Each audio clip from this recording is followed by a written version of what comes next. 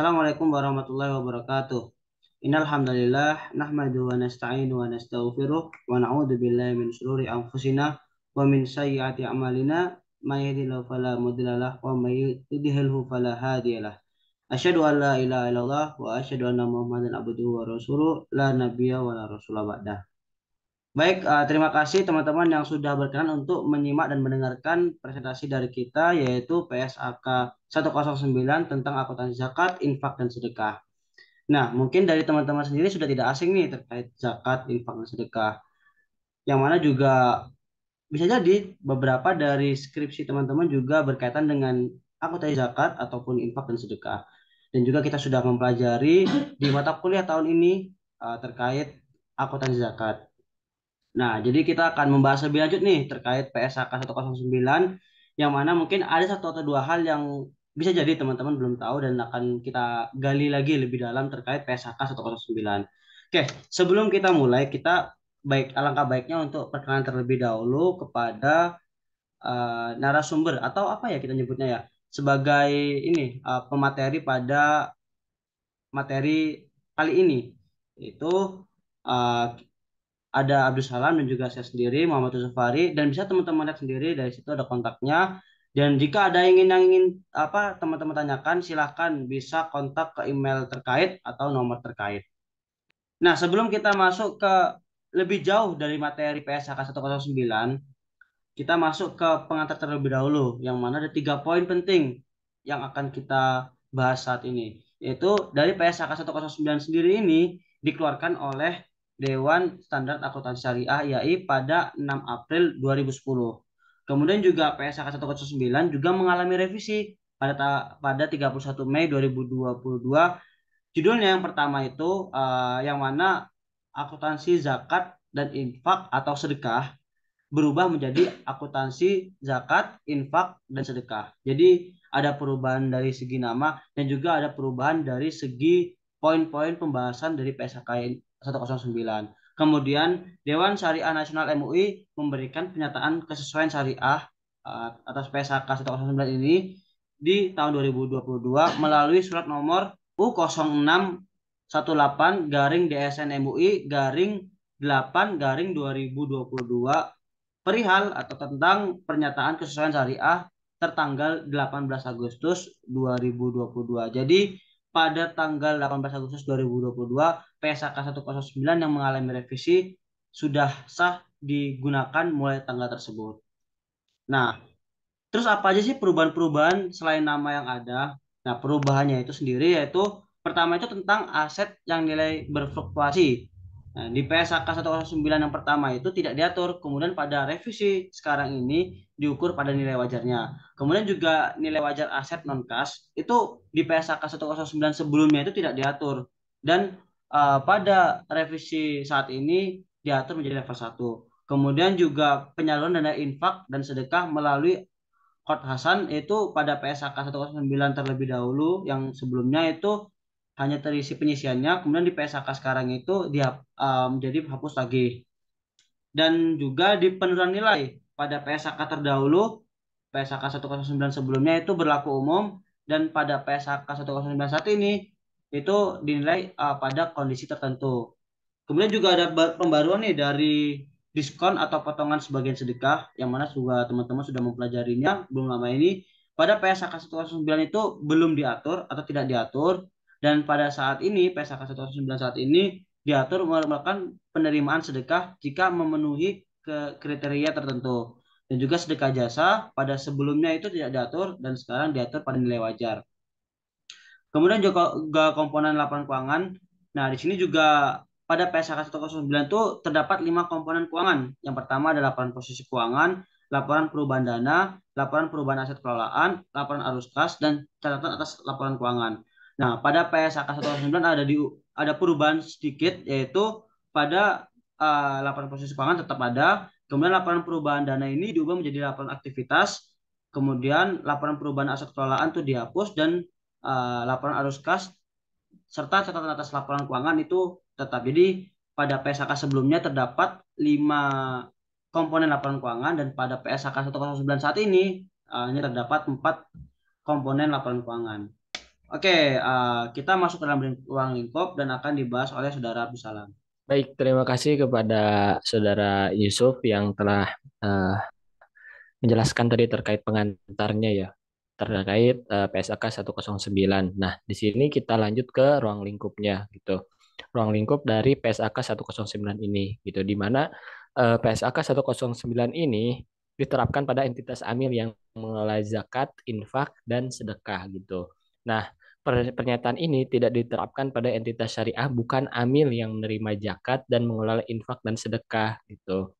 Nah, entitas syariah tersebut itu mengacu pada PSAK 101 ya, terkait penyajian laporan keuangan syariah. Nah, jadi amil yang mempunyai izin dari regulator itu wajib menggunakan PSAK 109, sementara amil yang tidak berizin dari regulator itu tidak wajib dan dapat menerapkan PSAK 109 untuk laporan keuangannya. Sementara entitas syariah seperti bank, asuransi, dan sebagainya itu menggunakan PSAK 101. Boleh lanjut? Nah, selanjutnya di sini itu ada terkait penerimaan zakat gitu ya. Nah, zakat yang diterima dari muzaki diakui sebagai penambah dana zakat sebesar jumlah yang diterima jika dalam bentuk kas dan sebesar nilai wajar jika dalam bentuk non kas. Nah, penentuan nilai wajar aset non kas yang diterima menggunakan harga pasar. Jika harga pasar tidak tersedia, maka dapat menggunakan metode penentuan nilai wajar lainnya sesuai dengan SAK yang relevan. Nah, eh, di sini ada contohnya yaitu menerima zakat secara tunai atas nama Bapak Ahmad Barok sebesar 10 juta. Nah, dari transaksi ini dapat kita lakukan penjurnalan di mana kasnya itu akan bertambah sebesar 10 juta. Dalam hal ini yaitu kas zakat ya, karena kan di sini kita menerima zakat terhadap penerimaan zakat. Nah, penerimaan zakatnya itu di sisi kredit sebesar 10 juta juga. Nah, seperti apa namanya? Seperti ini ya untuk jurnal transaksi penerimaan zakat. Jadi ketika zakatnya itu dalam bentuk kas, yaitu sebesar nilai nominalnya, dan jikalau nanti apa namanya dalam bentuk aset non kas, maka sebesar nilai wajarnya. Boleh lanjut? Nah, sebagaimana yang telah kita ketahui bahwa dalam zakat itu tuh ada yang namanya zakat zakat terikat gitu. Nah, jadi jika mujaki menentukan mustahik yang menerima penyaluran zakat melalui amil, maka apa namanya tidak ada bagian amil atas zakat yang diterima gitu. Kalau misalkan si mujakinya itu menentukan bahwa zakatnya itu pengennya itu disalurinnya untuk orang miskin misalkan, atau untuk orang yang fisabilillah saja misalkan, nah gitu. Nah, akan tetapi karena kan amil tidak apa namanya tidak menerima bagian gitu, maka amil dapat memperoleh ujroh atas kegiatan penyaluran tersebut gitu. Nah, ujroh ini berasal dari muzaki di luar dana zakat tersebut gitu. Ujroh tersebut nanti akan diakui oleh amil sebagai penambah dana amil. Nah, jadi apa namanya ketika si muzakinya itu menentukan mustahiknya itu dinamakan dengan zakat terikat. Nah, ketika terjadi zakat terikat, si amil ini tidak berhak apa namanya mendapatkan bagian dari dana zakatnya. Namun amil berhak menerima uzroh dari kegiatan penyaluran zakat terikat tersebut. Boleh lanjut? Nah, selanjutnya terkait penurunan nilai. Nah, jikalau terjadi penurunan nilai dari aset zakat non kas, kan tadi ya ketika kita menerima zakat itu bisa jadi kas ataupun non kas. Nah, jikalau terjadi penurunan nilai aset zakat non kas, maka jumlah kerugian yang ditanggung diperlakukan sebagai pengurang dari dana zakat atau pengurang dari dana adil, bergantung pada penyebab kerugian tersebut. Jikalau penurunan nilai aset zakat tersebut apa namanya diakui sebagai dana zakat apa namanya tidak disebabkan oleh kelalaian amil gitu. Nah, adapun jika disebabkan oleh kelalaian amil maka diakui sebagai kerugian dan pengurang dana amil. Jadi kalau misalkan disebabkan oleh amil itu diakui sebagai kerugian atau pengurang dana amil, kalau misalkan bukan oleh amil maka diakui sebagai pengurang dana zakat. Seperti itu. Jikalau terjadi penurunan nilai. Baik, selanjutnya akan dijelaskan terlebih dahulu oleh Saudara Yusuf kembali. Kepadanya saya silahkan. Baik, sekarang kita akan melanjutkan pada poin penyaluran. Nah, di sini ada dua bukan cara ya, mungkin bisa disebutkan dengan cara juga, yaitu cara penyaluran ya. Yang mana ini yang pertama, entitas amil atau bisa jadi Basnas atau Lasnas itu menyalurkan itu langsung kepada mustahik non amil. Jadi mustahik yang non amil. Jadi mustahik 7 itu selain amil. Kemudian juga cara kedua itu bisa juga entitas amil nih atau sebagai Lasnas atau Basnas itu menyalurkan eh, penyalurannya, tapi bukan langsung kepada musaiknya, tapi menyalurkan kepada pihak ketiga. Nah, setelah pihak ketiga tadi itu diberikan sama dari etis hamil pertama tadi itu, terus disalurkan lagi kepada mustaiknya. Nah, si etis hamil yang pihak ketiga ini, dia itu ketika menerima dana penyaluran itu belum bisa dicatat sebagai penyaluran, tapi sebagai piutang. Dan nanti ketika sudah disalurkan kepada mustaik tadi itu, baru bisa dicatat sebagai penyalurannya. Oke, kita masuk kepada slide selanjutnya. Nah, jadi perlu teman-teman ketahui bahwasanya pada pelaporan atau pencatatan dari akuntansi zakat dan akuntansi infak dan sedekah itu tidaklah berbeda jauh dalam penerimaan serta penyalurannya. Akan tetapi di sini perlu teman-teman ketahui bahwasanya di awal tadi kita sudah bilang bahwasanya di PSAK 109 yang terbaru itu memiliki perubahan dari PSAK 109 sebelumnya, yang mana tadi terdapat dua perubahan yang mungkin itu sebagai poin perbedaan mendasar dari PSAK 109. Yang pertama bisa kita jabarkan terlebih dahulu, yaitu terkait diskon dan potongan harga. Nah, bisa kita lihat dari PSAK 109 poin nomor 21, yaitu entitas amil mungkin memperoleh diskon dan potongan lain atas pembelian aset dan jasa yang spesifik terkait dengan kekhasan entitas amil. Diskon dan potongan lain ini merupakan penerimaan sedekah jika terdapat pernyataan eksplisit dari penjualan aset atau penyedia jasa yang menyatakan bahwa diskon dan potongan lain tersebut merupakan sedekah. Penerimaan sedekah tersebut diakui sebagai penghasilan dalam yang pertama itu dana amil jika amil sebagai penerima manfaat. Yang kedua sebagai dana infak dan sedekah jika pihak selain amil sebagai penerima manfaat.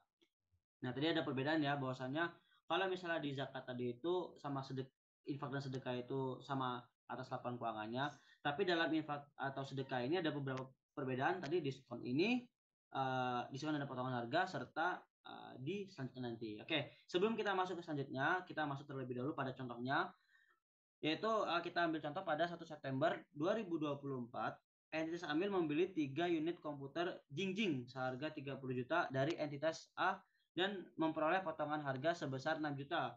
Potongan tersebut diberikan oleh entitas A sebagai sedekah kepada entitas amil dengan memberikan pernyataan secara tertulis. Entitas amil kemudian menggunakan komputer jinjing tersebut untuk keperluan administrasi kantor. Bisa teman-teman lihat 30 juta pada jurnal tersebut itu untuk mengakui liabilitas pada pembelian 3 unit komputer tersebut. Nah, kemudian 6 juta pada piutang ini untuk mengakui potongan harga atau diskon yang diberikan.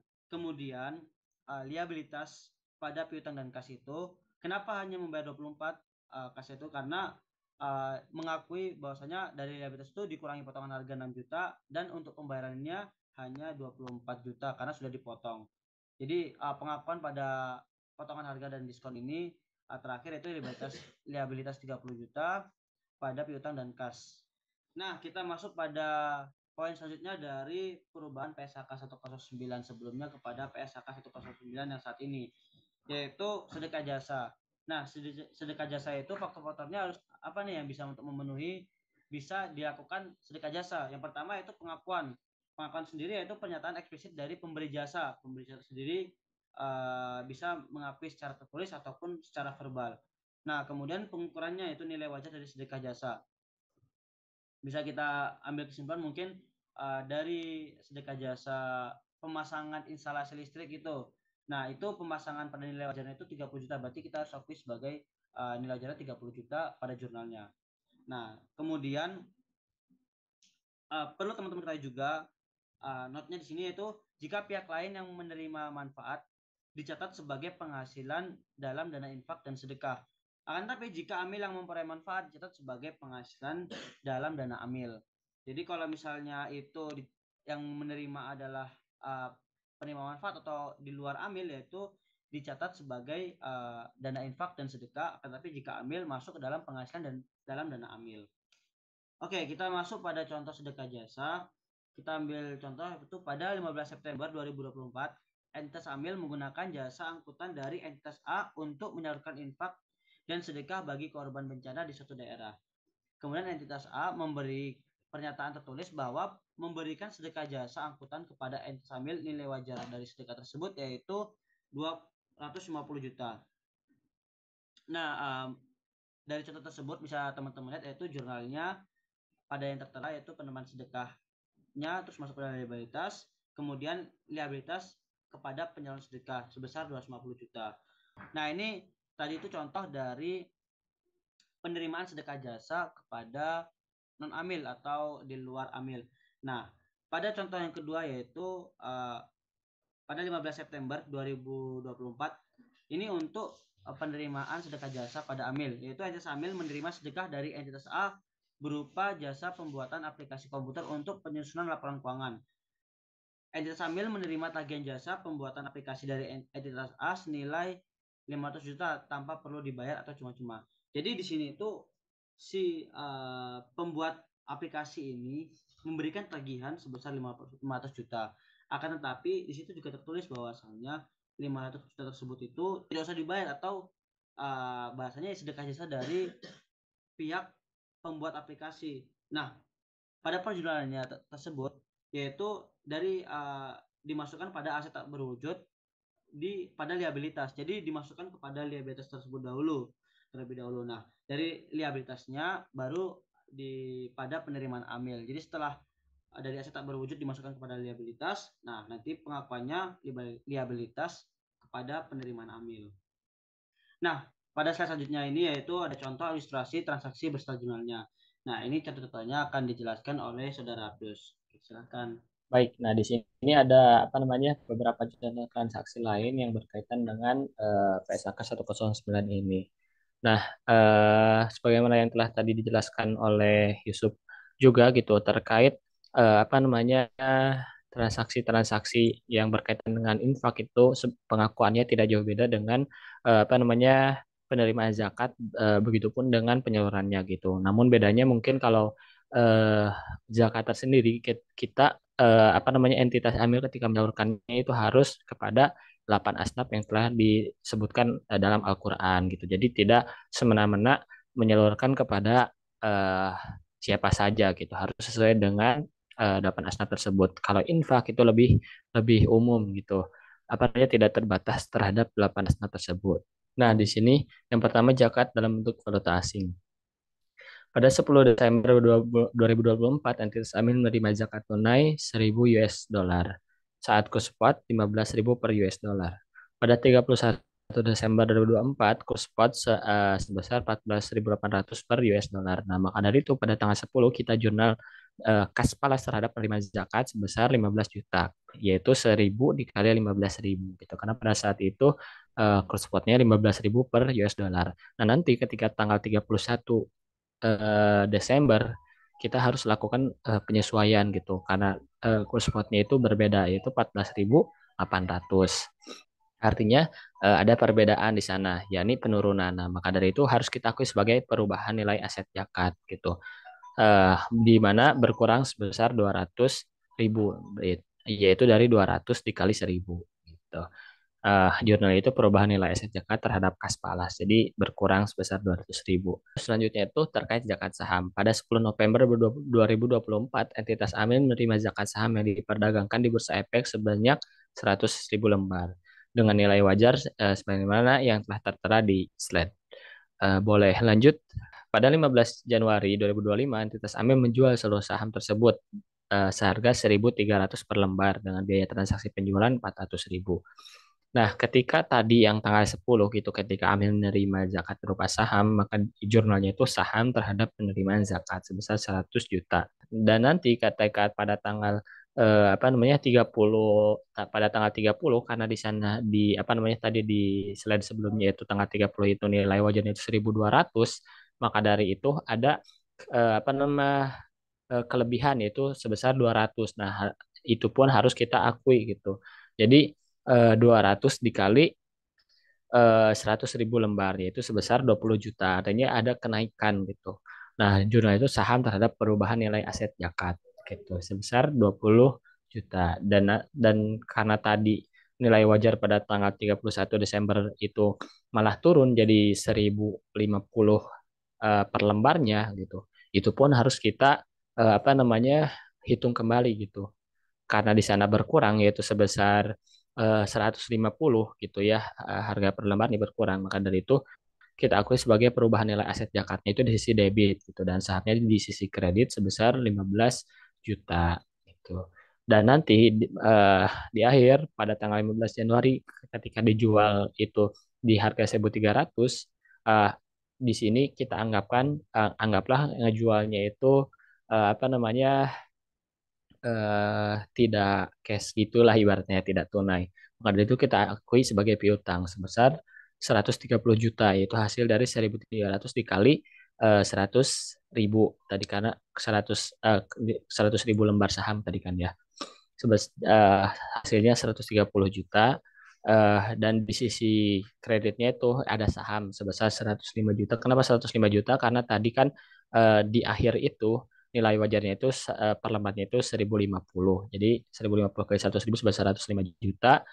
Eh, dan apa namanya biaya transaksinya itu tadi 400.000 kita akui sebagai hutang itu karena kan tadi kan ininya enggak tunai dan terakhir apa namanya selisih realisasi aset zakatnya itu sebesar 24.600.000 gitu karena ada kelebihan tadi ya awalnya itu 105 juta eh, apa namanya nilai wajarnya dan kita jual di harga 130 juta. Boleh lanjut. Nah, di sini ada contoh lainnya itu terkait zakat emas gitu. Misal pada 4 April 2024, entitas Amil menerima zakat emas sebesar 100 gram yang nilai wajarnya 800.000 per gram. Lalu pada 6 April, entitas Amil menjual seluruh emas dijual seharga 790 gram. Artinya apa namanya turun ya, apa namanya harga harga emas per gramnya gitu. Pada tanggal 4 gitu ketika menerima kita dengan jurnal emas terhadap penerimaan zakat sebesar 80 juta. Dan nanti ketika kita jual karena mengalami penurunan, maka dari itu di kasnya itu 79 juta, hasil dari 790 dikali 100, terus apa namanya selisih realisasi aset zakatnya itu 1 juta gitu ya. Karena tadi kan kita ibaratnya rugi lah, rugi bukan rugi 1 juta itu di sisi debit dan di sisi kreditnya itu sebesar 80 juta nilai dari apa namanya eh, aset emas pas awal kita nerima gitu 80 juta. Selanjutnya ada contoh dari penyaluran zakat tidak langsung. Jadi tadi pas dijelasin oleh saudara Yusuf itu kan ketika kita melakukan penyaluran itu bisa langsung bisa tidak langsung. Jika apa namanya tidak langsung maka jurnalnya itu seperti ini. Pada 5 Desember 2024, entitas Amil ABC menyalurkan zakat melalui entitas Amil DF sebesar 500 juta. Pada 20 Januari 2025, entitas Amil DF menyerahkan zakat tersebut ke mustahik. Pada tanggal 5, entitas Amil ABC, dia itu mengakuinya itu tidak langsung sebagai penyaluran, melainkan diakui sebagai piutang penyaluran terlebih dahulu, karena si entitas DEF-nya itu belum menyalurkan ke mustahiknya. Jadi diakui sebagai piutang terhadap kas sebesar 500 juta. Dan entitas DEF-nya dia mengakui apa namanya titipan titipan ya, penyaluran zakatnya itu sebagai liabilitas penyaluran zakat gitu. Jadi jurnalnya kas terhadap liabilitas penyaluran zakat sebesar 500 juta. Dan nanti ketika si pihak DEF-nya itu menginfokan bahwa zakatnya itu udah disalurkan kepada mustahik, mah nanti entitas ABC akan mengakuinya sebagai penyaluran zakat terhadap piutang penyaluran zakat. Jadi piutang penyaluran zakatnya berkurang dan diakui sebagai penyaluran zakat sebesar 500 juta. Sedangkan DF ya apa namanya dia akan ketika dia sudah menyalurkan dia akan mengakuinya sebagai liabilitas penyaluran zakatnya akan berkurang. Karena kan tadi udah disalurin zakatnya. Jadi liabilitas penyaluran zakat terhadap kas sebesar 500 juta juga. Boleh lanjut ke slide selanjutnya. Nah, di sini ada dua contoh akhir mungkin ya. Yang pertama terkait penyaluran aset kelolaan. Pada 1 Januari 2024, entitas Amil menggunakan zakat untuk membangun rumah sakit khusus mustahik senilai 10 miliar. Bangunan rumah sakit disusutkan selama 20 tahun secara garis lurus tanpa nilai residu. Nah, pada tanggal 1, jurnalnya itu yaitu aset kelolaan terhadap kas sebesar 10 miliar. Dalam hal ini kasnya itu kas zakat gitu ya, karena kan menggunakan zakat. Dan nanti pada tanggal 31 Desember kita susutkan di mana kan tadi disusutkan itu selama 20 tahun. Berarti tinggal 10 miliar dibagi 20. Jadi per tahunnya itu sebesar 500 juta. Dengan jurnal beban penyusutan terhadap akumulasi penyusutan. Yang terakhir yaitu terkait penyaluran Nurul Hasan. Pada 1 Januari 2024, entitas Amil menggunakan dana infak dan sedekah untuk memberi Qardul Hasan ke sekelompok orang penerima manfaat untuk membiayai usahanya sebesar 400 juta. Selama 2024, penerima manfaat mampu mengembalikan Qardul Hasan sebesar 300 juta dan pada akhir 2024, entitas Amil menetapkan untuk melakukan hapus tagih Qardul Hasan sebesar 100 juta dan menyampaikannya ke penerima manfaat terkait. Nah, jadi maka dari itu pada tanggal 1 Januari itu kita akui itu sebagai Qardul Hasan dengan jurnal Qardul Hasan terhadap kas sebesar 400 juta. Dan ketika karena pada tahun selama 2024 itu penerima manfaatnya itu bisa melunasinya sebagai sebesar 300 juta, maka dari itu tinggal kita balik aja jurnalnya di mana kasnya itu bertambah, kas infak atau sedekahnya itu sebesar 300 juta dan Qardul Hasannya berkurang sebesar 300 juta. Dan nanti di akhir karena tadi disebutkan bahwa dilakukan penghapusan, maka dari itu jurnal itu penghapusan Qardul Hasan sebesar 100 juta terhadap Qardul Hasan sebesar 100 juta. Maka dari itu Qardul Hasannya jadi nol. Nah, mungkin itu yang dapat saya jelaskan. Saya kembalikan kepada Saudara Yusuf Fahri. Terima kasih. Nah, dari penjelasan PSAK 109, mungkin misalnya teman-teman pahami ya, yaitu akuntansi zakat, infak, dan sedekah itu ada beberapa perubahan yang perlu kita pelajari dari PSAK 109 sebelumnya. Jika nanti mungkin memang teman-teman belum paham lagi, silakan tadi tuh bisa diulang-ulang lagi materi-materi yang sudah kita bahas di slide sebelumnya atau di videonya nih ya, di video sebelumnya, dan juga bisa dikontak kita tuh jangan lupa. Jadi karena ini memang sisi terbatas, jadi bisa kontak kita di alamat terkait email, Instagram, dan juga di WhatsApp. Oke, sekian dari kami berdua. Jika ada salah kata dan kekurangan dari kami berdua, kami mohon maaf. Bila taufiq wal hidayah, akhir kalam. Wassalamualaikum warahmatullahi wabarakatuh.